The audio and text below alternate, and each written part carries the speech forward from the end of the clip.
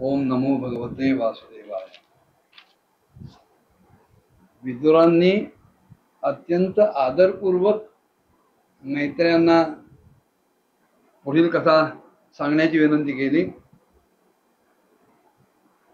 याचाच अर्थ असा आहे की श्रोत्यांच्या मनात आदर असणं, आदर बुद्धी असणं हे कथेचं सिंहासन आहे, विशेषतः भगवत कथेचं। सामान्य लौकिक जीवनात सुद्धा तुम्ही काही सांगायला लागलात आणि त्याच्याकडे लोकांनी जर पाठच फिरवली किंवा ऐकून सुद्धा न ऐकल्यासारखं केलं किंवा दुर्लक्ष केलं तर आपला तो अपमान वाटतो। सांगावं त्यालाच की ज्याला त्या विषयांबद्दल काही आवड आहे, गोडी आहे, जिज्ञासा आहे, उत्सुकता आहे।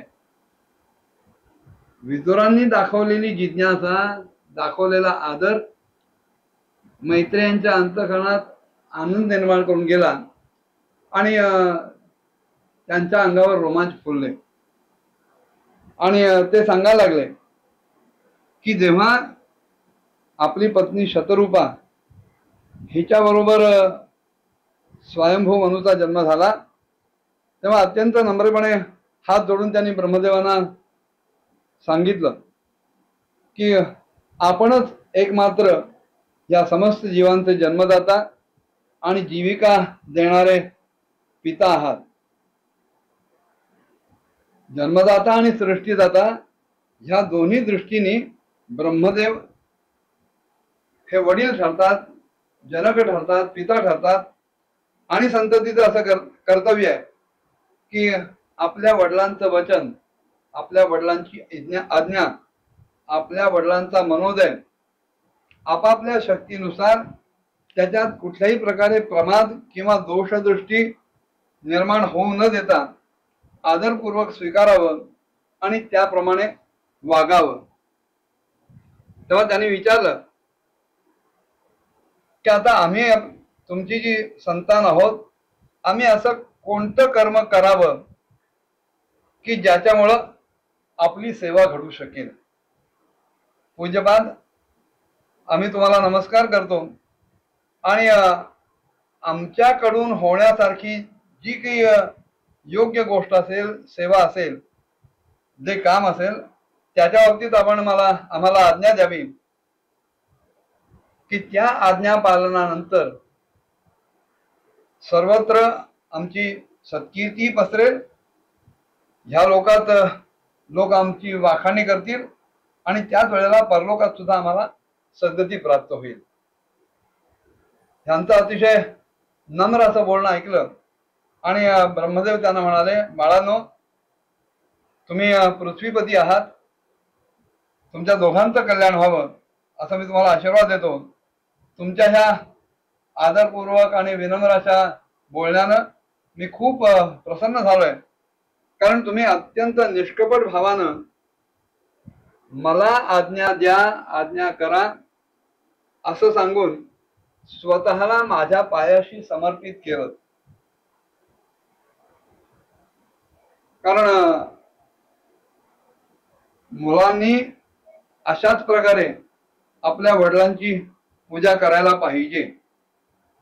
त्यांच्यासाठी हेच योग्य आहे की इतरांबद्दलचा ईर्ष्याभाव न ठेवता जेवढं शक्य होईल तेवढं आपल्या आई वडिलांच्या आज्ञेचं आदरपूर्वक आणि सावधानीनं पालन करावं। स्वयंभू मनुला सांगेल की आता तुम्ही तुमची ही जी भार्या आहे शतरूपा, हिच्या साह्यानं समान गुणवान असलेली अशी संतती निर्माण करा आणि धर्माच्या मर्यादेत धर्मशील राहून धर्मपूर्वक या पृथ्वीचं पालन करा आणि नानाविध यज्ञ करून भगवान श्रीहरींची आराधना करा। प्रजापालनानं माझी फार मोठी सेवा तुम्ही कराल आणि तुम्ही योग्य प्रकारे प्रजेचं पालन करताय हे बघून भगवान श्रीहरी सुद्धा तुमच्यावर सदैव प्रसन्न राहतील।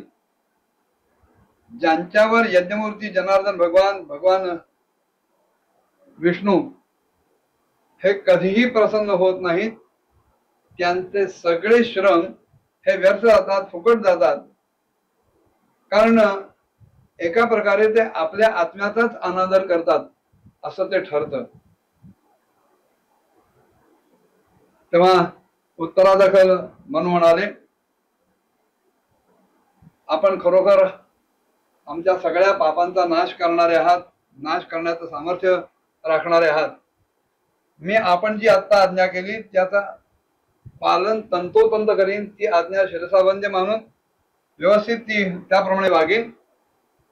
पण हे जर करायचं तर मला काहीतरी स्थान मिळालं पाहिजे, काही ठिकाण मिळालं पाहिजे, काम करायला काही आधार मिळाला पाहिजे.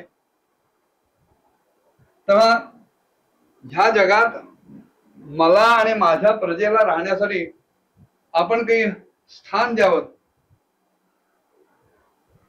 कारण आता मी बघतोय त्याप्रमाणे सगळ्या जीवांचं निवासस्थान असलेली ही जी पृथ्वी आहे ही प्रलयाच्या जळामध्ये, पाण्यामध्ये बुडलेली आहे. तेव्हा मी तुम्ही जी आज्ञा सांगितली त्या आज्ञेचं पालन करून त्या प्रजेला ठेवू कुठे? पृथ्वी जर पाण्याखाली गेलेली आहे तर माझ्या प्रजेला आणि मला निवासासाठी कोणती जागा उपलब्ध आहे आता? तेव्हा आपण कृपा करून ह्या पृथ्वी देवीचा उद्धार करण्याचा प्रयत्न करावा. आणि मैत्रेय विदुरजींना सांगतायत की अशा प्रकारे प्रलयाच्या पाण्यामध्ये बुडलेली पृथ्वी बघितल्यानंतर ब्रह्मदेवांना सुद्धा खूप काळपर्यंत मनात विचार आला. ते चिंतन करायला लागले की ह्या पाण्यात बुडलेल्या पृथ्वीला मी बाहेर कसा काढू, वर कसा काढू. कारण ज्या वेळेला मी ह्या निरनिराळ्या लोकांची रचना करण्यात व्यग्र होतो, त्या कामामध्ये मग्न होतो, त्यावेळेला ही पृथ्वी पाण्यात बुडून पार अगदी रसातळापर्यंत गेली, निघून गेली. आता आम्ही जर सृष्टी कार्यामध्ये नेमले गेलेले आहोत तर आता ह्या पृथ्वीला वर काढण्यासाठी आम्हाला काय करायला पाहिजे? पुढे त्यांच्या मनात असाही विचार आला की मी ढीक विचार करतोय, माझ्या एकट्याच्या विचारानं सुद्धा काही होणार नाहीये. तर ज्यांच्या संकल्प मात्रामुळं माझा जन्म झाला ते सर्व शक्तिमान श्रीहरीच या बाबतीत माझी इच्छा, माझे कार्य पूर्ण करतील, संपन्नतेला नेतील. हा त्यांच्या मनात विचार आला आणि पुढे काय घडलं पुढच्या भागात बघूया. ओम नमो भगवते वासुदेवाय.